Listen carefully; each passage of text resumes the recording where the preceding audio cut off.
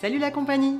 Bienvenue dans Cogito Ergo Sum, le podcast qui cherche à décrypter les ingrédients d'une expérience utilisateur mémorable. Moi c'est Margot, je contribue à créer des expériences utilisateurs fluides et intuitives sur des logiciels, portails web ou applis mobiles depuis 2014. À travers ce podcast, j'ai envie de m'inspirer des expériences des autres. Je suis convaincue qu'il y a plein de points communs dans la création d'expériences utilisateurs, quel que soit le domaine. La prof qui prépare son TP pour ses élèves, le restaurateur qui travaille son concept de restaurant, ou les parents enjoués qui préparent le goûter d'anniversaire de leur enfant. C'est ce qu'on va explorer dans ce podcast. Quelle est la secret sauce des porteurs de projets qui ont réussi à créer une expérience utilisateur mémorable? Dans la première partie de cet épisode, j'évoquais avec Océane Guillot et Grégoire Gauthier l'approche qu'ils développent à Nemera pour intégrer la usabilité au cœur de la stratégie d'entreprise. Si vous ne l'avez pas écouté, je vous invite à le faire avant d'embarquer avec nous dans cette deuxième partie. Vous en apprendrez plus sur l'évolution qu'ils ont eue au fil des années, les enseignements qu'ils tirent de leur expérience et l'impact que peut avoir une telle stratégie.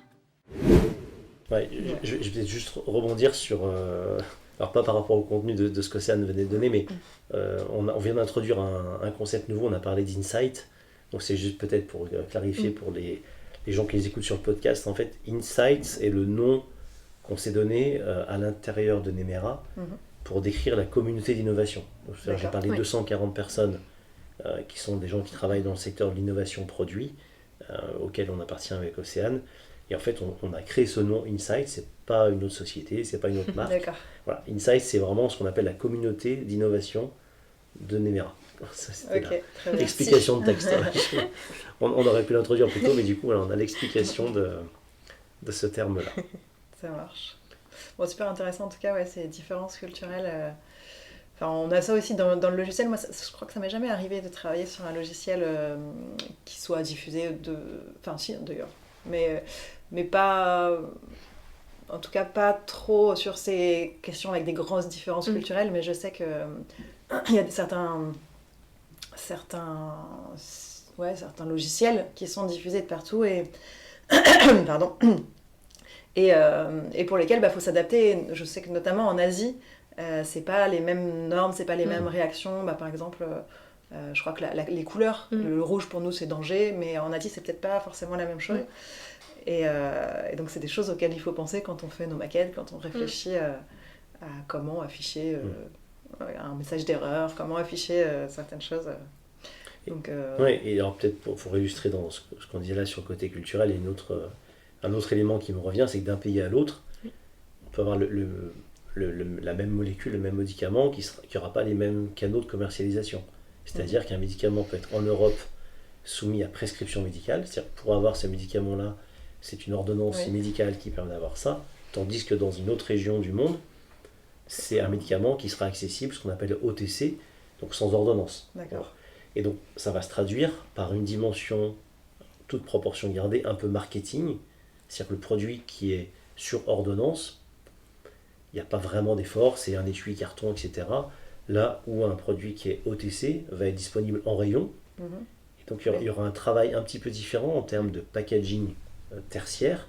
Donc ça va être un blister coloré, ça va être donc tout, la notice, la manière de rédiger la notice, de la mettre en forme, tout ce qui va habiller en fait, le dispositif sera un peu différent en termes techniques et en termes d'usage. C'est-à-dire que le même produit, la même molécule, dans un pays, elle sera dans un étui carton, j'ouvre mon système, je lis ma notice qu'on connaît tous, la pliée en 18.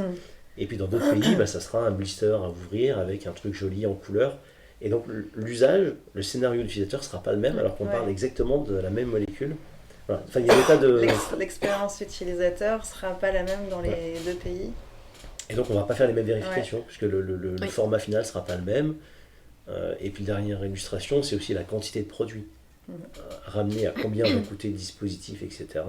Certains pays où l'utilisateur doit assumer à 100% ou quasi le prix de son système, on aura tendance à vendre des fractions de doses pour qu'il soit plus juste, pour ne pas jeter. Et là, dans d'autres pays plus opulents, dont la France fait partie, on sera moins regardant, on fera un système qui contient, 60 doses, et peu importe si la prescription c'était 30, et voilà, on donnera le plancher supérieur, et tant pis pour ce qui est entre guillemets perdu, ce qui va être surconsommé ou pas consommé.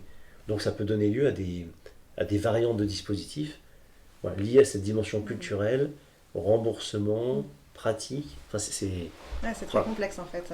Donc c'est vraiment nécessaire de le faire dans chaque pays. Ouais. Et donc le recrutement de chaque pays, Et oui. etc. Et du coup, d'ailleurs, le bac, entre guillemets, vous le faites, enfin forcément, c'est demandé dans chaque pays, j'imagine. La FDA, elle veut des patients américains. Alors l'FDA en général veut toujours des patients américains, parce que Ouais. le reste ça n'existe pas. Voilà. Mais en France, ça en va fait, être des chaque patients laboratoire, français. ça c'est vraiment, Oui. on le dit en rigolant, mais il y a vraiment une stratégie réglementaire quand on va commercialiser un médicament. Le laboratoire va définir avec ses équipes réglementaires en lien avec les nôtres ce qu'on appelle une stratégie réglementaire, une stratégie d'enregistrement. Et souvent on est sur des dépôts nationaux. Et donc c'est à la discrétion du laboratoire de décider si pour tel ou tel pays, est-ce que je fais un test dans tous les pays, est-ce que je fais un test dans seulement quelques pays et j'extrapole. La question elle se pose en Europe, où on a des pratiques plus ou moins harmonisées. D'accord. On a tous les cas de figure, on a des clients qui ont fait des tests dans chacun des pays européens ou quasi, Ah oui. d'autres qui ont fait qui ont choisi l'Angleterre, l'Allemagne, l'Italie, et puis ça suffit. En fait, D'un point de vue réglementaire, en Europe, il n'y a pas d'obligation comme aux États-Unis. Ça dépend des pays, et puis ça va dépendre aussi des secteurs, des catégories, c'est-à-dire une application pulmonaire, voilà, c'est aussi lié à chaque... Okay. on ne peut pas trop généraliser. Mais voilà, donc c'est un peu du cas par cas. Mais en Okay. tout cas, nous, notre métier, notre mission, c'est d'être capable de cascader tout ça. Et une fois qu'on a dit ça, c'est aussi important de se dire qu'il faut une cohérence entre les études. Océane mentionnait il y a quelques minutes un lien entre une étude conjointe faite sur Chicago et sur Lyon. Oui. C'est très important de pouvoir comparer des carottes et des carottes. Donc en fait, on a beau être sur des études multicentriques, il y a une vraie intelligence dans la conception, dans la trame d'enquête, pour que ça colle aux différents endroits et qu'on puisse, derrière, par rapport à ta question, en fait, c'est soit on fait du multicentrique et à la fin on va converger nos études pour dire je veux un produit qui soit opérationnel et performant et aux États-Unis et en Europe, auquel cas je dois faire mon test des deux côtés et fusionner mes tests pour avoir une conclusion commune. Et dans ce cadre-là, c'est important d'avoir un protocole commun, parce que sinon on ne sait plus comparer. Oui. Et on a vécu ça dans le passé, parfois quand certains de nos clients vont nous confier une partie d'études et vouloir en faire une de leur côté, et ils nous demandent de fusionner tout ça, et on en est incapable, parce que deux études conçues par deux équipes différentes n'arrivent jamais à la même conclusion. Oui, c'est pas... Ça devient deux études incomparables. Voilà. Okay. C'est petit aparté sur la cohérence et la consistance des études. Et d'ailleurs, sur un test, donc on a parlé tout à l'heure de bien réfléchir aux questions pour éviter les biais, de bien réfléchir à ses hypothèses aussi. Donc ça, nous on fait exactement la même chose. Quand on est dans le test vraiment, qu'est-ce que tu mesures ? Est-ce que c'est surtout du qualitatif ? Est-ce qu'il y a en partie du quantitatif, puisqu'on parlait tout à l'heure de 85% de réussite ? On va avoir en général les deux, aussi bien du qualitatif pour avoir un maximum d'informations qui va illustrer justement soit les notations, parce qu'en général on va toujours demander aux patients d'évaluer entre une note de 1 à 5 par exemple, ou de 1 à 10, et de justifier à chaque fois leurs sentiments, ce qu'ils en ont pensé, pour illustrer les résultats et ainsi les mettre dans le rapport. Et en parallèle, il va y avoir tout ce qui est erreur d'utilisation pour noter sur X patients combien il y a eu cette erreur, pourquoi. D'accord. Okay. Donc c'est assez complémentaire en termes de données, aussi bien qualitatives que quantitatives. Est-ce que vous avez des questionnaires standardisés ou des choses... Non. C'est vraiment variable d'un projet à un autre. On va aussi bien pour évaluer de la force d'ouverture d'un capuchon que un sentiment entre deux dispositifs sur une utilisation qui est diverse. Donc c'est tellement varié d'un test à un autre qu'on n'a pas de questionnaire standard type. Ok. On a des questionnaires qu'on peut utiliser dans le logiciel, mais je pense qu'ils peuvent s'utiliser en dehors. Je pense au SUS, c'est... je ne sais plus le premier S, système ou score, usability scale en tout cas, les deux dernières lettres. Ou UEQ, c'est le user experiment questionnaire, ça doit être ça. J'utilise les acronymes, manifestement. Et en fait, c'est des questionnaires qui mesurent la qualité de l'expérience utilisateur ou l'utilisabilité. Donc je pense qu'en fait, ça pourrait très bien s'étendre à votre domaine.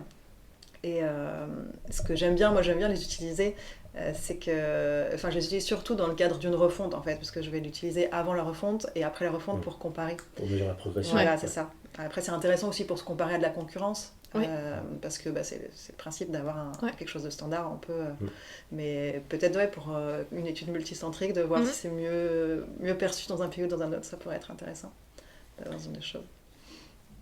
Après, on a effectivement la dimension qualitative, alors ça peut être sur des critères, des questionnaires, des évaluations, on a beaucoup d'observations, donc on en reparlera peut-être un peu plus tard, mais on a beaucoup recours à la vidéo pour analyser un peu les pratiques, etc. C'est vrai sur le dispositif, c'est aussi vrai avec de l'écran, ou des systèmes avec une partie connectée, une partie mécanique, donc on va mettre plusieurs caméras, et on va pouvoir récupérer les émotions, les réactions du patient, les temps de traitement, les phénomènes d'hésitation, de je sais pas.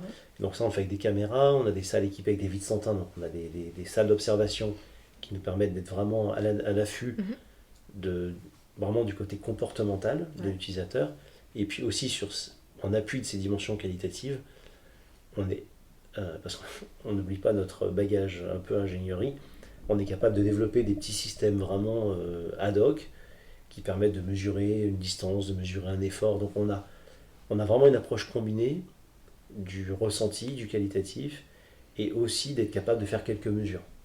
Pareil, si je prends un exemple tout bête, un stylo insuline où on va tourner une molette pour faire une dose, on peut interroger le patient sur son ressenti, de est-ce que c'était dur, pas dur, mou, est-ce que le clic, etc. Mais on est aussi capable entre guillemets, de créer des mouchards. On va mettre, est-ce que c'est un capteur auditif, est-ce que c'est un capteur d'effort, une mesure de couple. En fait, on va pouvoir combiner, et ça c'est un peu notre expertise d'ingénierie de produit aussi, qui permet de combiner un ressenti patient avec une mesure, je dirais, scientifique ou ingénierie du système, et après on va confronter les deux. Voilà. Donc ça permet de sortir certains biais, et voilà, une personne va trouver que c'est dur, il y a une partie très, très subjective dans le ressenti, donc on ne fie pas tout à la mesure, et on ne met pas non plus tous nos œufs dans le panier ressenti. Donc on a cette faculté, je pense, à combiner les deux, à croiser nos sources, et ça c'est vraiment intéressant. Et il y a aussi des capteurs physiologiques ou pas du tout ? Je pense aux muscles du coup, dans cet exemple-là ou... On a du mal à les intégrer. En revanche, on va intégrer on parle un petit peu peut-être de la partie recrutement et profilage des patients. On va essayer de les cartographier. Donc on revient sur cet exemple, c'est sûr qu'une petite mamie de 65 ans n'aura pas la même force qu'un jeune homme de 20 ans avec des mains très grandes, etc. Donc on va, je ne sais pas quel terme employer, on va reprendre quelques données anthropométriques du patient pour savoir comment on teste. Alors ça peut être tout bête, ça peut être on a des gabarits où on va demander aux gens de mettre leurs mains, puis on va mesurer des longueurs de doigts, et donc dans l'analyse qu'Océane va faire derrière, on aura l'information de main droite, main gauche, etc. Et puis on aura une notion de est-ce que la personne qui a testé, elle avait une main plutôt S, L, M, XL. Donc on a quelques données comme ça qui sont... Donc ce ne sont pas des mesures à proprement parler, mais on va essayer de catégoriser nos utilisateurs pour derrière confronter ça avec le résultat qu'on obtient. Mais on va être peu dans le capteur anthropométrique dont tu parlais. C'est plus compliqué. D'accord, Et du coup, on parlait là de la vitre sans teint, donc moi j'ai eu la chance de voir le labo. Qu'est-ce qui a évolué dans vos pratiques au cours des années, notamment sur le lieu, mais aussi sur la pratique, sur les étapes que vous faites, sur un peu tout? Alors en termes de lieu, de matériel, donc on a investi dans du matériel de simulation, donc tout ce qui est mannequin, pour tester aussi bien sur des adultes que sur des mannequins bébés, en fonction des projets et des besoins. Donc il y a ça, et on a évolué aussi en termes de matériel de caméra, de dispositifs audio. On a agrandi notre salle d'observation à l'arrière de la salle de tests utilisateurs pour que les équipes projet puissent venir observer, se rendre compte en réalité comment se passe un test utilisateur, les retours qui sont faits par les patients. Voilà. Tu vois d'autres choses, Grégoire? Non, c'est rigolo, c'est un peu notre anecdote, c'est que la première salle, donc on a emménagé sur Lyon il y a un peu plus d'1 an maintenant, donc on a eu l'opportunité de refaire notre salle, notre studio patient, et historiquement le premier studio était effectivement, c'était Un couloir. on appelait ça un couloir d'observation, c'était réellement un couloir. Et on a complètement retourné, et ça c'est aussi l'enseignement de ce qui se passe chez nos confrères à Chicago, où on a 2 salles identiques avec des vides sans teint, et il y a une large place qui est faite à cette salle d'observation qui finalement est plus grande que la salle dans laquelle on reçoit le patient. Ah oui. Et donc on a tiré les fruits de ça, et donc là, notre nouvelle salle qui est toute neuve il y a 1 an sur Lyon, on a complètement retourné le paradigme, et on a une salle où on accueille le patient qui est plus petite et une très large salle d'observation. Et effectivement, c'était un... Vous étiez à l'étroit dans le couloir On n'était ça pas donnait l'étroit. moins envie aux gens de venir. Je pense qu'on s'était fourvoyé. On a conçu notre salle comme ça, en disant on a juste besoin d'observer. Ouais. Et on se retrouvait de fait avec des gens qui étaient en salle, avec le patient. Ouais. Donc notre pratique, elle peut évoluer, mais de manière générale, on a un patient, ou un praticien, une personne qu'on appelle le modérateur qui va vraiment être engagé avec le patient, qui va prendre un minimum de notes, qui va être complètement disponible pour guider la personne qui est interviewée. C'est pas forcément toi? En général, si. En général, c'est toi, ok. Et l'idée, c'est qu'elle soit secondée par quelqu'un qui va faire le rôle de script, de prise de notes, d'observation. Et l'idée, c'est que ce soit le plus de personnes possible. Et donc ces gens-là doivent être dans la salle sans teint. Okay. Et historiquement, ils avaient plutôt envie ou plaisir à être à côté d'Océane, à voir le patient. Et en fait, on a eu pas beaucoup de mal, mais il a fallu un peu de temps pour convaincre les équipes de dire mettez-vous 2 secondes à la place de la petite mamie qui a 3 ingénieurs autour d'elle, c'est sympathique, mais c'est une perturbation. Et vous êtes avec votre ordinateur, vous prenez des notes. Et en fait, changer la salle, donc changer la manière de disposer la salle, a forcé les gens à aller dans ce couloir, ce qui était un couloir qui est devenu une salle. Voilà, j'arrive même pas à utiliser le bon terme aujourd'hui. Et je parle sous ton contrôle, mais j'ai l'impression que ça marche mieux. Et qu'aujourd'hui, les gens vont plus volontiers, parce que c'est plus confortable d'être dans cette salle d'observation. Et ça laisse d'autant plus d'aisance à la personne interviewée qui se retrouve très vite. Alors, les gens, je vais répondre à une question qu'on n'a pas encore posée, mais bien sûr que les gens sont au courant qu'il y a une vide sans teint. Ça fait partie du protocole, ils sont informés. Pour autant, ils oublient en totalement. quelques minutes, en fait, on est dans notre univers, on est connecté, la personne interviewée est connectée avec le modérateur, Océane dans notre cas, et on oublie très vite ce qui se passe autour.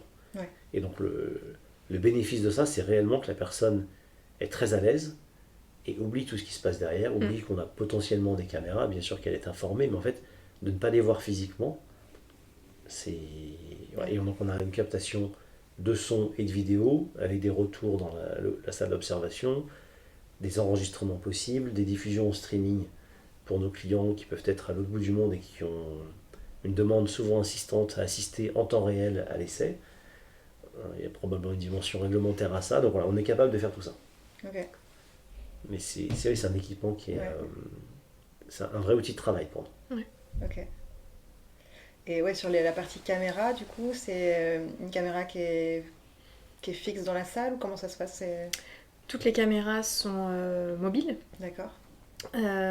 Puisqu'on va aussi bien pouvoir évaluer un logiciel, donc on va vouloir évaluer la manipulation de l'utilisateur, mais aussi ses réactions, donc, et qui ne sera pas pareil que si on veut administrer au mannequin un spray nasal par exemple. Donc on s'est laissé cette flexibilité de pouvoir positionner les caméras où on avait envie en fonction des tests et des besoins qu'on avait. Ok. D'accord.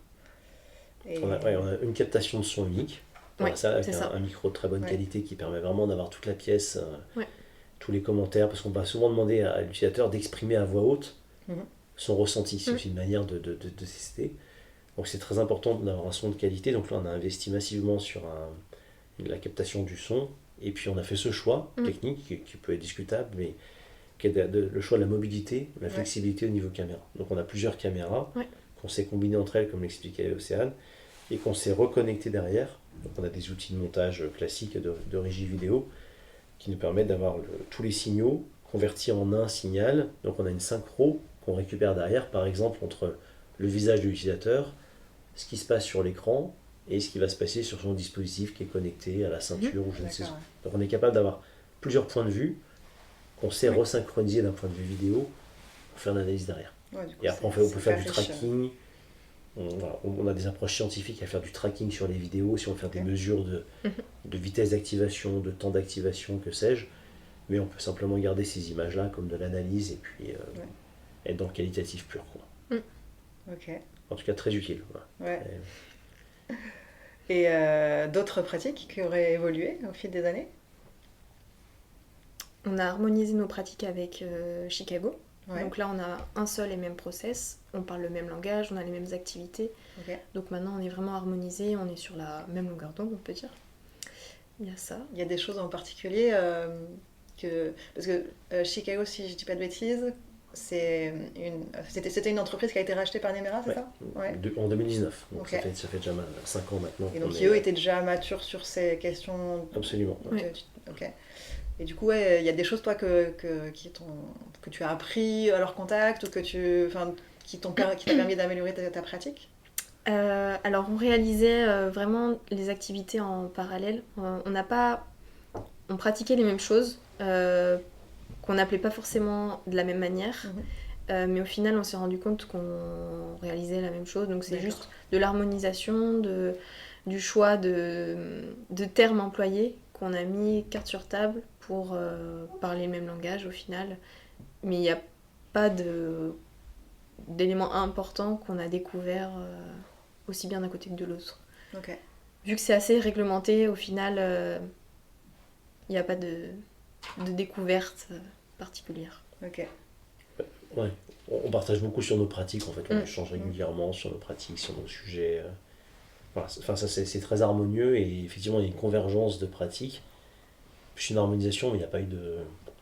Je suis d'accord avec toi, il n'y a pas eu de changements radicaux, la prise de conscience, on l'a évoqué, c'était de transformer ce couloir en salle d'observation, par exemple. Ça, c'est vraiment un enrichissement de nos collègues de Chicago. Et je rajouterais peut-être toute la partie streaming, toute cette partie caméra, en fait. On en a fait ce choix technique, qui était aussi un peu un copier-coller de ce qu'eux ont expérimenté, où historiquement, ils avaient des caméras un peu joystick, type caméra de sécurité, avec des orientations multi-orientables, zoom, etc.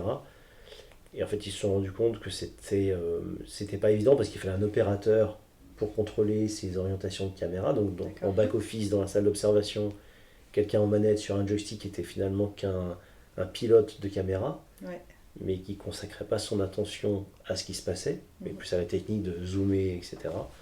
Et puis que ces caméras, aussi sophistiquées soient-elles, ça fait des petits bruits de rotation. C'est tout bête, mais en fait, le patient est finalement plus embêté par une caméra dont il entend un mouvement, donc ça va perturber son attention.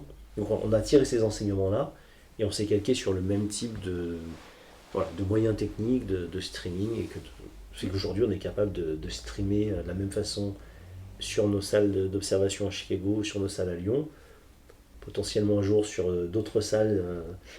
On a la chance d'avoir des sites de fabrication un peu dans le monde. Enfin, c'est un projet qui reste dans nos tiroirs, mais si on est capable de décliner les observations dans d'autres pays en restant complètement intégré. On a la technique, on peut vraiment s'exporter et s'aimer ces pratiques, en fait. Très bien. On est toujours dans cette idée d'essayer en test utilisateur d'avoir un environnement le plus proche possible de la réalité. Donc la petite caméra qui fait des bruits, c'est pas ça déconcentre, ça ressemble pas à ce qui se passe sur le terrain. Et en termes d'étapes, de process ou en dehors de la salle de test, est-ce qu'il y a d'autres pratiques qui ont évolué? Vous m'avez parlé l'autre fois de l'étape de co-conception. Moi, c'est quelque chose que je fais beaucoup dans le logiciel, de concevoir avec le client, voire avec les utilisateurs, les écrans, comment on pourrait les organiser, on pourrait mettre le menu comme ça, on pourrait... puis même toutes les étapes de l'activité de l'utilisateur, le parcours utilisateur, en fait, il y aura d'abord ça, d'abord on se connecte d'abord, ensuite on va paramétrer telle chose, ensuite on réalise telle action, etc. Donc ça, au maximum, on essaie d'intégrer, pas de le faire de notre côté, mais d'intégrer le client et les utilisateurs. Il me semble qu'on m'avait dit l'autre fois que c'était quelque chose sur lequel vous étiez revenu. Ouais, alors ça reste un rêve. Ça Ouais. reste un rêve parce que c'est effectivement l'intention, elle est vraiment louable, et on rêve de faire une co-conception. On a tous ce rêve-là, alors, en tout cas, on le partage avec Océane, ça c'est certain, de dire demain le super produit qui va tout révolutionner, s'il est créé par un utilisateur, pour l'utilisateur, ça a énormément de sens et on serait hyper fiers d'avoir été simplement le vecteur qui a fait émerger une idée qui l'a emmené jusqu'à son accomplissement. On a fait des essais qui ont été plus ou moins heureux et aujourd'hui on en revient un petit peu pour 2 raisons. Parce qu'en fait on génère énormément d'attentes. En fait on rêve, mais les patients ou les gens qu'on intègre dans ces réflexions-là rêvent encore plus que nous. Ouais. Et parfois on est sur des pathologies qui peuvent être lourdes avec des attentes réelles.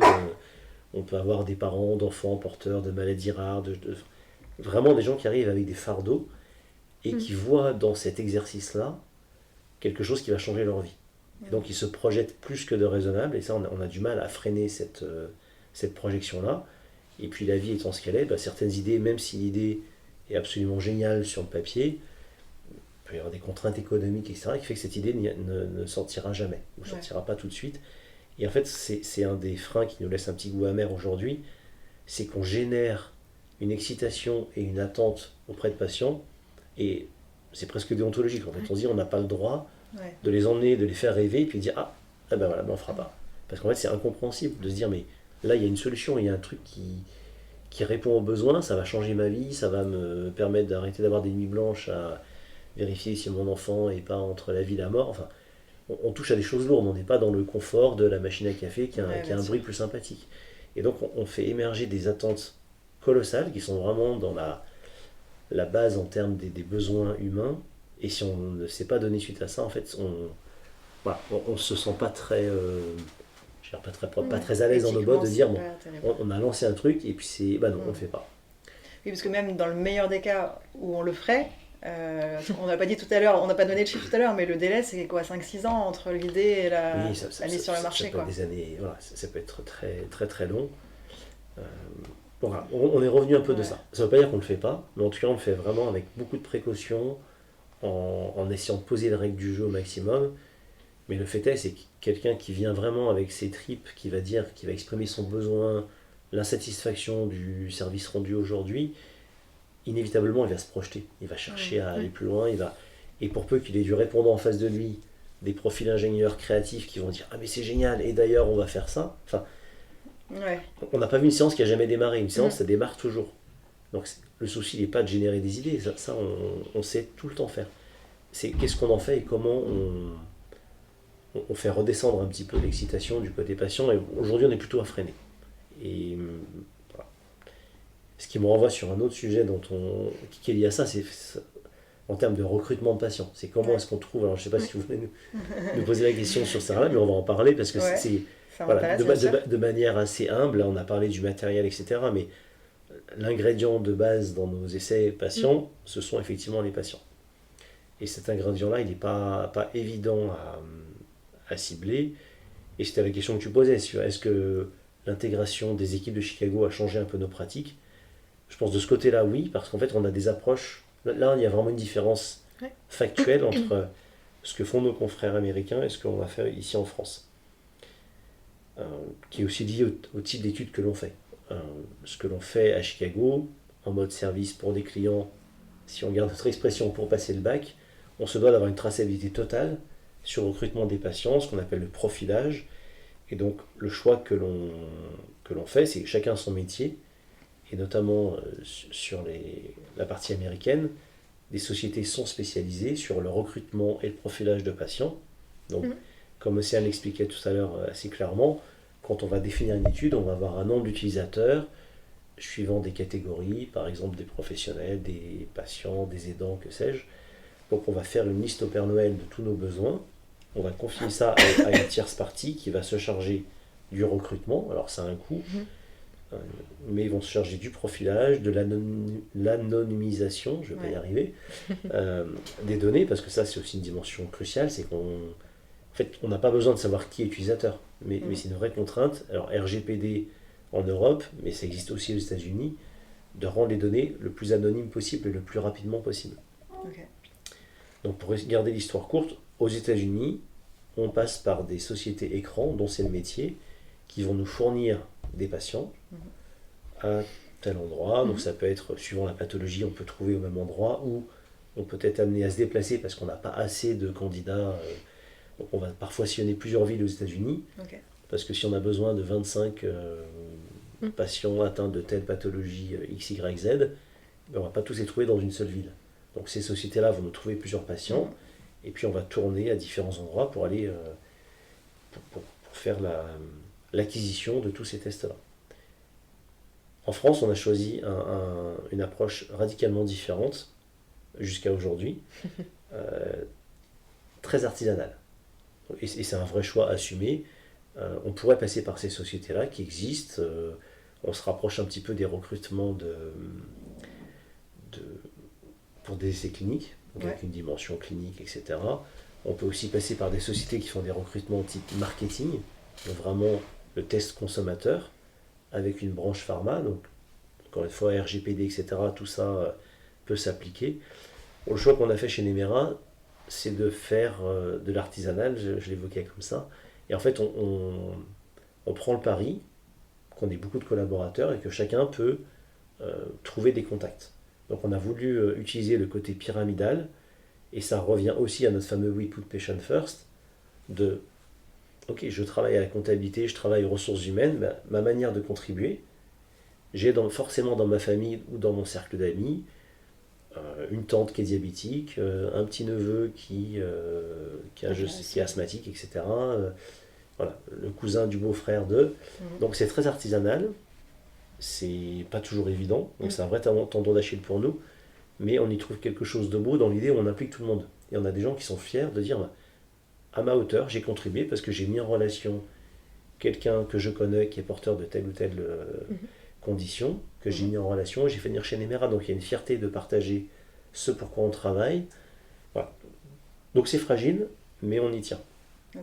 Et c'était un mode de recrutement. Et l'Océane le mentionnait tout à l'heure, pour des pathologies, j'allais dire, communes et sans trop d'impact éthique, c'est assez facile. Et effectivement, on a tous, je pense, dans nos connaissances, des personnes qui sont insulino-dépendantes, qui sont asthmatiques. Quand il s'agit de trouver des pathologies sur des maladies rares, avec des conditions extrêmement douloureuses, difficiles, qu'on soit sur des cancers en phase terminale, enfin, on peut tomber sur des choses très très très lourdes, et là c'est compliqué. Là c'est compliqué, et d'un point de vue éthique, et d'un point de vue, je dirais, statistique sur l'occurrence du nombre de patients. Donc notre approche artisanale touche ses limites quand on va sur ces terrains-là. Et j'en parle parce que dans l'exercice qu'on évoquait de co-création, de co-conception, c'est important. En fait, on a aussi besoin, si on veut co-concevoir, c'est important de toucher les bons patients. Et si on se trompe dans les profilages, quand ils sont artisanaux, ça peut arriver, et ben on a des grandes chances de tirer des mauvaises conclusions. Donc, il faut interroger les bons patients, les bonnes populations, si on veut vraiment répondre à nos questions. Bon. Peut-être que nos pratiques évolueront, peut-être qu'on s'inspirera plus de ce qu'on peut faire aux États-Unis, peut-être qu'on développera les deux, on continuera d'avoir cette dimension famille et amis, comme on l'appelle, et puis une dimension un peu plus structurée par des sociétés tierces. Voilà. En tout cas, c'est un vrai... Voilà, on en parle de manière assez transparente, mais c'est un petit peu le choix qu'on a fait. Et aux États-Unis, des fois, les équipes se déplacent dans les hôpitaux ou vraiment sur le terrain. Alors, dans les hôpitaux, quand on va faire vraiment des études in situ, des études comportementales, des analyses d'usage, et lorsqu'il s'agit de faire des études un peu plus aval, en mode human factor, et on multiplie les études, finalement, on peut les faire chez nous, avec nos vides santins, dans nos studios patients, mais on peut aussi les faire dans des hôtels. C'est-à-dire une pratique qu'on a souvent, c'est on va sillonner les États-Unis et puis on va avoir 4 patients à Dallas, 5 à Minneapolis, etc. Et donc on va louer une salle. Alors on peut éventuellement louer une salle avec Vicentin, tous les équipements, ce sont des services que l'on trouve, ou on va louer une salle de réunion au sein d'un hôtel, ou peu importe, et on va faire notre journée ou nos 2 jours d'essai. D'accord, ouais. Voilà. C'est dans ce domaine-là. C'est Ok. pas forcément sur un site d'usage, ça peut être juste une salle neutre qui nous permet d'aller au plus proche des patients.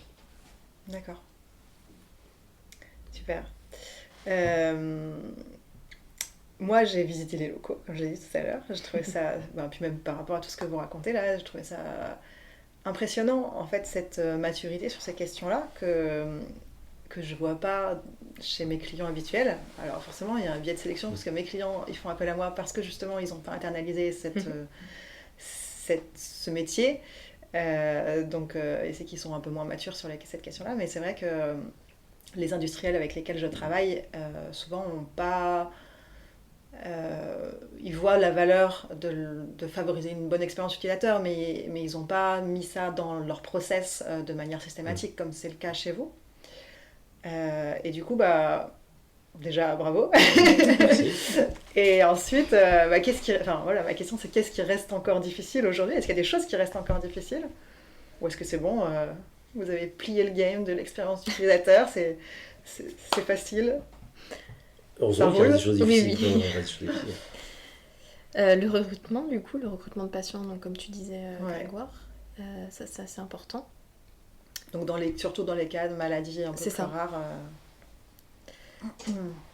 Qu'est-ce qu'on a d'autre ? Et le fait, on a évoqué notre fameuse évangélisation des équipes projet. Ouais. Alors on est dans une structure qui croît beaucoup, avec beaucoup de nouveaux arrivants, etc. Donc c'est vraiment une préoccupation de chaque mois, je dirais, de favoriser cette culture, ce fameux We Put Patient First. En tout cas, on ne veut pas en faire un autocollant. Ça va plus loin qu'un autocollant, qu'un simplement un tagline. Et donc ça, c'est vraiment un effort au quotidien. Alors, on est passionné, je pense que rien n'a entamé notre passion, parce qu'on est convaincu de ça. Donc c'est plus facile de vendre quelque chose dont on est absolument convaincu. Je pense que ça nous pétrit, ça nous façonne dans notre quotidien. Et quand je dis nous, c'est pas seulement Océane et Grégoire, il y a vraiment beaucoup de gens, collaborateurs Nemera, qui se reconnaîtront dans mes propos. Et l'idée, c'est de continuer ça, c'est de faire vivre tout ça. Mais par rapport à ta question, non, on ne peut pas dire je coche la case. On sent que ça reste quelque chose de fragile, parce que ça sera toujours je ne vais pas dire un accessoire, mais ça ne sera jamais le centre de notre métier. On met le patient au cœur, mais notre métier principal, c'est de concevoir un produit, c'est de le développer, c'est de le mettre au point. Donc c'est ce support qu'on apporte, qu'on pense être crucial et stratégique. Il faut malgré tout le promouvoir, le faire exister un peu tous les jours. Avec des équipes projet, comme l'expliquait Océane, il faut spontanément venir frapper à la porte, on va leur suggérer de faire un test, etc. Mais ces dimensions un peu éducatives, je pense qu'ils grandissent avec nous, on apprend avec eux aussi, mais on reste dans cette phase d'apprentissage. On n'est pas dans un rythme de croisière, ce qui est plutôt sain d'ailleurs. Et on se remet beaucoup en question sur nos pratiques, est-ce qu'on fait les choses bien, est-ce qu'on pourrait faire différemment. Et puis on a toujours 36 000 idées de faire différemment, de faire plus, d'aller in situ. On l'a évoqué un peu avant, mais cette notion de co-création, de co-conception, c'est pour une mauvaise raison qu'on a freiné. On a freiné parce qu'on a on génère l'attente qu'on ne sait pas gérer. Alors on peut peut-être retravailler un peu cette question-là, et se dire la solution, c'est pas forcément d'arrêter d'en faire, et c'est peut-être de faire différemment, être un peu plus pédagogue avec les patients. Alors quand on dit les patients, les frustrations qu'on génère, c'est pas au titre individuel, ça peut être par exemple on va travailler avec telle ou telle association qui a un focus extrêmement fort sur une pathologie, parce que c'est l'association des diabétiques de France ou peu importe, et donc c'est travailler mieux avec ces structures associatives qui ont parfois une dimension un peu militante. Voilà. Enfin, on a plein d'idées, mais il faut vraiment qu'on avance de ce côté-là, parce que non, le jeu n'est pas plié. Le jeu n'est pas plié. On a vraiment fait notre ADN, donc on en est fiers, on a envie de le porter, on n'a pas envie de changer nos chromosomes de ce côté-là. Donc on est vraiment motivé pour que ça s'installe dans la durée, mais ouais, c'est un travail de chaque jour. Ok. Et une dernière question avant de passer au mot de la fin, c'est sur la partie innovation. Est-ce que vous mettez en place des choses pour favoriser l'innovation et la créativité au sens large au sein de Nemera? On essaye, on essaye, ça fait partie des... non, là encore, enfin, pour moi, le mot innovation, il vient vraiment, et c'est vraiment dit du fond de mon cœur, il vient rimer avec humilité. C'est-à-dire qu'on entend des tas de choses sur l'innovation. Alors, par essence, on est très créatif, très curieux de tout. C'est une maladie assez commune dans le secteur de l'innovation. Donc on s'essaye à plein de choses. On suit un petit peu les tendances. On avait pu évoquer ensemble toutes ces méthodes issues notamment du monde du logiciel, de design thinking, de méthodes Sprint, Scrum, etc. J'en passe. Donc on s'est essayé à ces méthodes-là, qui ont du bon à prendre. Un copier-coller brut de décoffrage n'est pas suffisant parce que on a évoqué un petit peu en début de ce podcast la complexité à avoir des prototypes basse fidélité, haute fidélité. Donc ça typiquement c'est un handicap pour vraiment dérouler des méthodes agiles sur des durées très courtes. Le cycle de prototypage n'est pas comparable avec ce qui peut se pratiquer dans le monde du logiciel par exemple, puisque tu le connais bien. Donc on s'est essayé avec ces méthodes-là, on en tire quelques éléments qui sont adéquats, d'autres on les met de côté, et puis on recompose sans arrêt. On n'a pas misé sur une seule option. On a parlé tout à l'heure de co-création, ça se rapproche finalement de toutes ces techniques ou toutes ces tendances d'open innovation. On s'est beaucoup intéressé à l'open innovation. Ces derniers temps, on travaille beaucoup autour de l'intrapreneuriat, qui est aussi peut-être un phénomène de mode, mais pour nous aussi une manière de mixer ce qu'on va appeler l'innovation cadrée, qui correspond à des réponses à des attentes réglementaires, des attentes marché qui sont définies, et qui ne viennent pas forcément assouvir des pulsions créatives individuelles. Donc une manière de répondre à ça et de valoriser les talents créatifs de nos collaborateurs, c'est d'aller sur cette dimension d'intrapreneuriat. Donc on se cherche un petit peu là-dessus, mais Nemera, c'est ni Renault, ni Michelin, ni Veolia, ni n'importe qui. Donc on doit façonner un potentiel d'innovation qui est à notre image, à notre taille, qui nous ressemble. Voilà, donc je resterai très très humble sur ce que l'on fait. Alors, on a de leçons à donner à personne, mais par contre on se cherche et on a toujours à cœur de faire mieux, de faire différemment. En matière d'innovation, je pense qu'il y a une chose qui nous caractérise, on est vraiment tout sauf dans un chemin bordé avec des œillères, avec une prétention de savoir-faire. On a encore ce regard et cette naïveté du débutant, parce qu'en fait l'activité d'innovation qu'on appelle Insight pour Nemera n'est pas très très ancienne. Et donc on a une certaine fraîcheur, une certaine spontanéité et une certaine, j'espère encore longtemps, aptitude à se remettre en cause, qui pour moi est un vecteur d'innovation. Ouais. Voilà. C'est une réponse très générique. J'ai pas beaucoup d'exemples concrets à produire, mais en tout cas l'idée elle est double en termes d'innovation. Elle est vraiment de maintenir ou développer une culture d'innovation dans nos équipes. Et l'innovation ne passe pas que dans nos produits. L'approche dont on vient de discuter aujourd'hui, qui consiste à greffer une nouvelle compétence autour de la usability sur un métier très ingénierie, c'est de l'innovation. Voilà. Il y a quelque chose d'innovant dans ce qu'on a fait là. Donc l'innovation, ça serait un raccourci ou très réducteur de la simplifier à l'innovation produit. Et j'ai le sentiment qu'on innove plus sur des process et sur des pratiques que sur des produits en termes d'innovation libre. Ouais. Voilà, innovation spontanée aujourd'hui. Ouais, c'est intéressant. Si j'essaie de résumer, alors on a beaucoup parlé, donc je vais avoir du mal à faire un résumé succinct, mais en tout cas des éléments clés que j'ai notés, et en lien aussi avec moi, d'où je viens, le monde du logiciel, etc.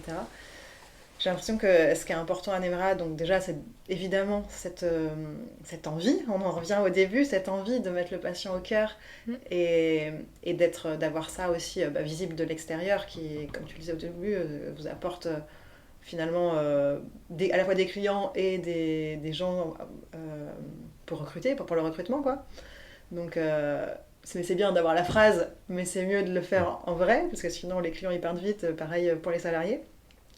Donc il y a vraiment cette démarche qui est au cœur de l'entreprise, qui est un peu poussée par une législation, mais sur laquelle vous allez plus loin, en favorisant, en internalisant ton rôle et puis en favorisant le fait de faire des tests très en amont le plus tôt possible.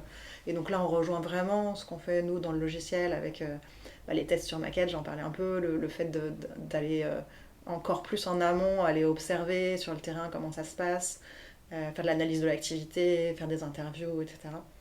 Pour se nourrir de ça et créer quelque chose qui soit vraiment adapté au contexte, qui peut être différent selon les pays.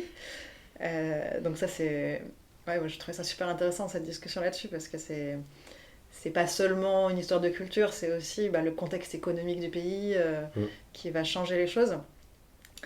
Et puis là, ce que tu viens de dire à la fin, je trouve ça aussi vachement intéressant sur le fait que cette démarche, en fait, la démarche, moi j'appelle ça la démarche UX, mais finalement c'est la démarche scientifique d'aller faire une hypothèse, tester et puis apprendre de ce qu'on a observé, et puis apprendre de ce qu'on a observé, puis s'améliorer, affiner son hypothèse, recommencer, itérer.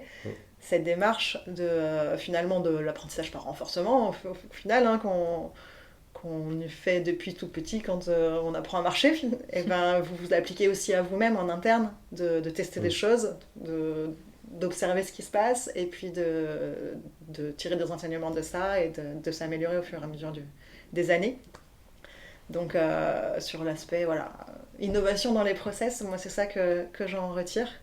Je ne sais pas si vous avez quelque chose à ajouter par rapport à ça, sur un petit peu la spéciale sauce de Nemera, parce que c'est ça ma question au départ, c'est quoi la spéciale sauce des gens qui arrivent à créer des expériences utilisateurs qui sont mémorables. Est-ce que ça vous convient comme résumé? Est-ce que vous avez quelque chose à rajouter? T'as bien résumé, après... Ouais, non, la spéciale sauce, s'il y avait un mot-clé, tu as parlé d'envie, je parlerais même de passion. Ouais. Je pense que c'est vraiment quelque chose qui nous anime et que sans l'envie, sans la passion, alors ça ne veut pas dire qu'on a fait juste tout le temps, on a aussi essuyé quelques gamelles et quelques échecs, mais voilà, le moteur c'est la passion, le moteur derrière tout ça, c'est indéniable. Ça doit se sentir un petit peu. Super.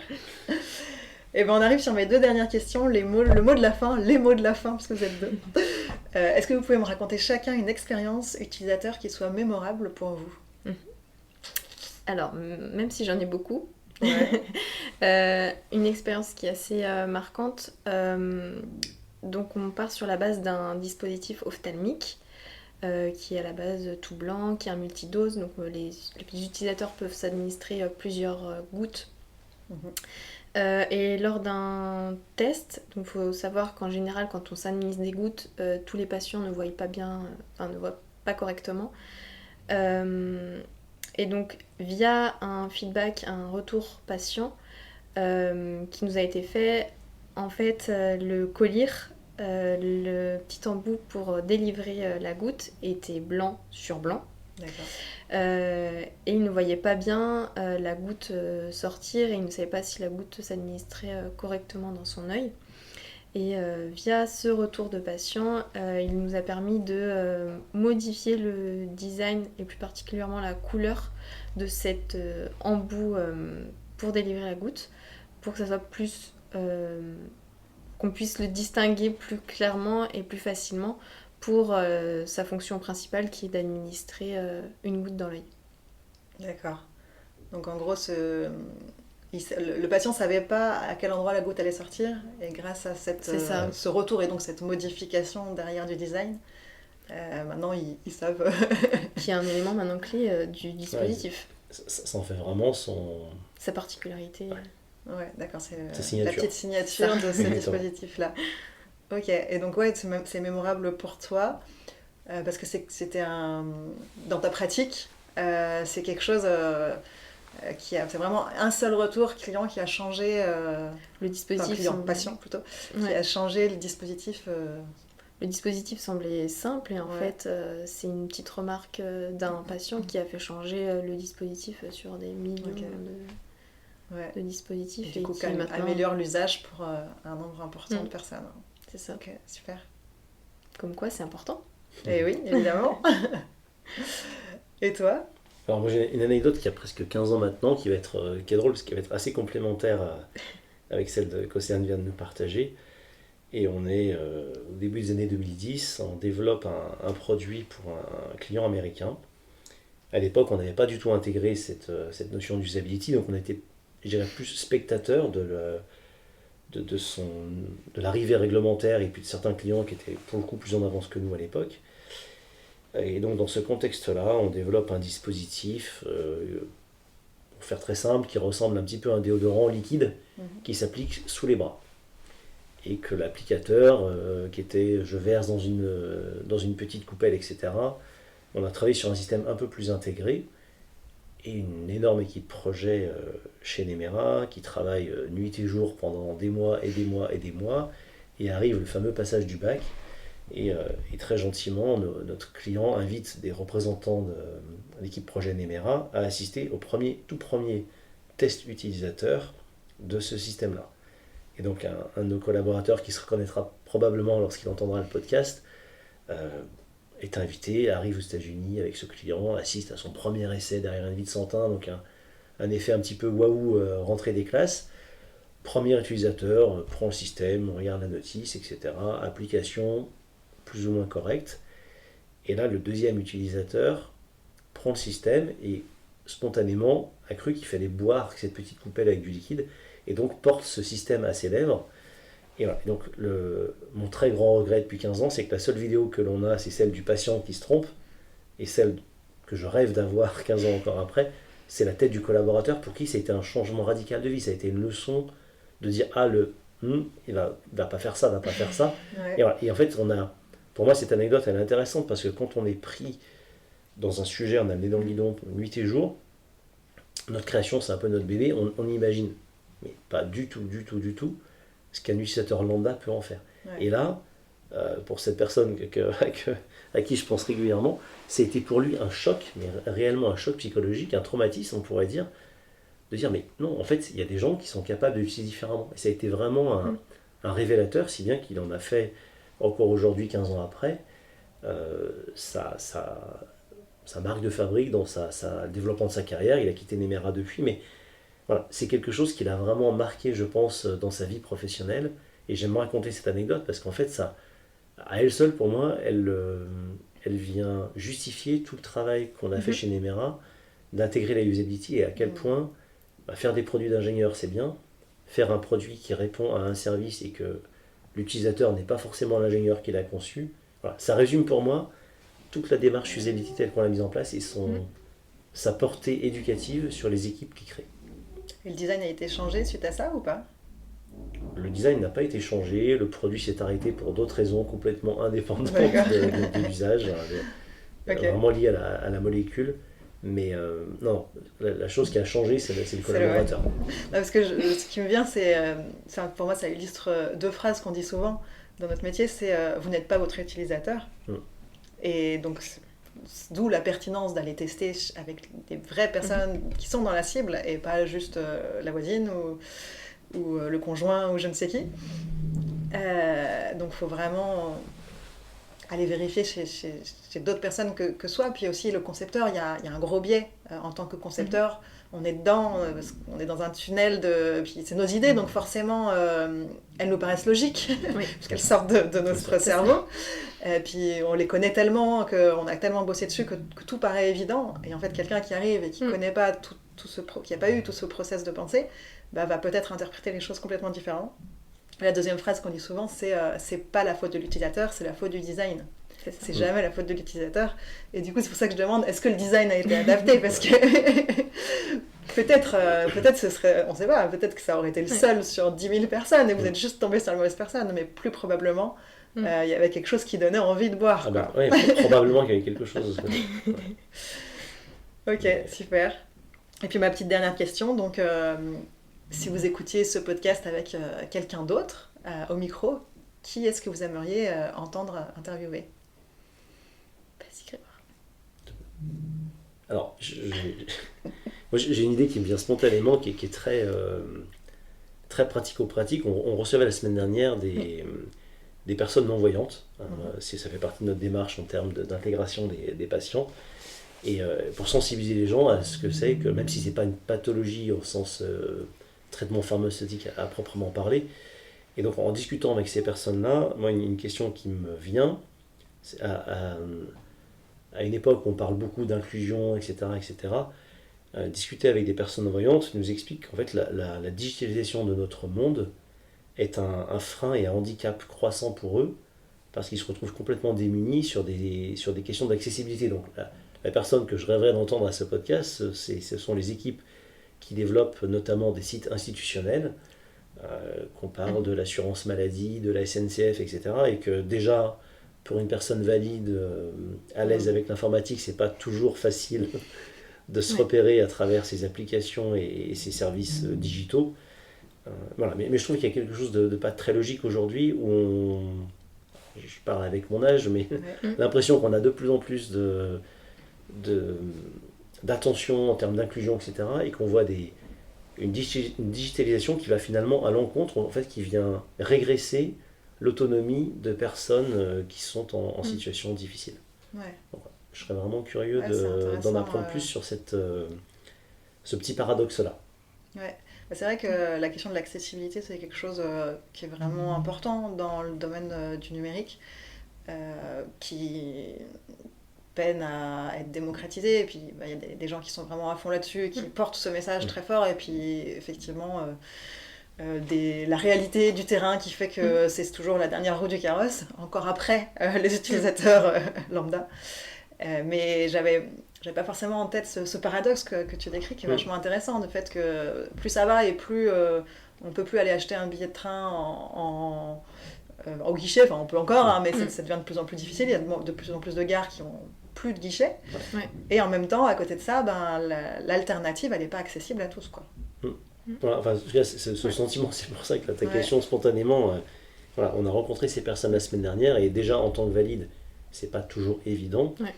Et là, cette personne-là, qui a vraiment bataillé pour prendre son billet de train pour venir nous voir à Lyon, et la réponse qui lui a été faite, c'est « faites-vous aider par quelqu'un ».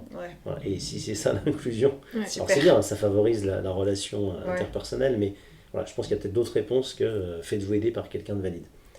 Voilà, donc il y a une notion un peu de vœu pieux à dire, je pense que personne n'est contre l'inclusion, comme personne n'est contre la communication, mais c'est un terme un peu générique. Et concrètement, qu'est-ce qui se passe ? On ne se rend pas forcément compte de l'impact. En termes de prise en charge et d'intégration, est-ce qu'on intègre une personne non-voyante lorsqu'on développe l'accès à la refonte du site Amélie ou je ne sais quoi ? Enfin voilà, c'est des vraies questions à mon avis qui sont à creuser pour que la technologie soit un vrai bénéfice pour tous et pas la cause de mettre des gens de côté. Ok, merci. Pour ma part, j'ai pas forcément d'autres idées, mais pour compléter la réponse de Grégoire, ça s'arrête pas forcément, je pense, au site internet, aux applications. On a bien vu durant cette journée thématique que ça s'arrêtait pas là, ça pouvait également s'étendre aux machines à café qui sont maintenant totalement tactiles, qu'il n'y a aucun élément pour pouvoir sélectionner son café ou son chocolat chaud ou son thé. Il n'y a aucun élément distinctif pour pouvoir sélectionner sur l'écran telle ou telle chose, mais ça s'arrête, ça peut être également sur les bornes d'entrée des bâtiments qui sont aussi également maintenant tactiles. Enfin, il y a plein de choses à prendre en compte en fait, qu'on s'en rend pas compte que ça a un impact sur des personnes malvoyantes ou ayant des problèmes de cécité. Ou même des problèmes de tremblement ou autres liés au tactile, effectivement. Ok, super intéressant. Merci beaucoup à tous les deux pour ces idées et puis merci de manière générale pour votre présence dans ce podcast, c'était hyper riche, ça m'a vraiment passionnée. Merci de ton invitation et un plaisir pour nous de participer. Merci d'avoir écouté le podcast Cogito Ergo Sum. Vous pouvez le retrouver sur toutes les plateformes d'écoute. Pour ne pas louper les prochains épisodes, n'hésitez pas à me suivre sur X ou LinkedIn. Retrouvez-moi également avec du contenu exclusif sur TikTok. Si vous voulez réagir ou me suggérer des personnes à interviewer, vous pouvez le faire sur mon mail margot.cogito@gmail.com ou me contacter via les réseaux sociaux. Vous trouverez en description de l'épisode des liens pour en savoir plus sur mon invité et son activité. Rendez-vous le mois prochain pour un nouvel épisode.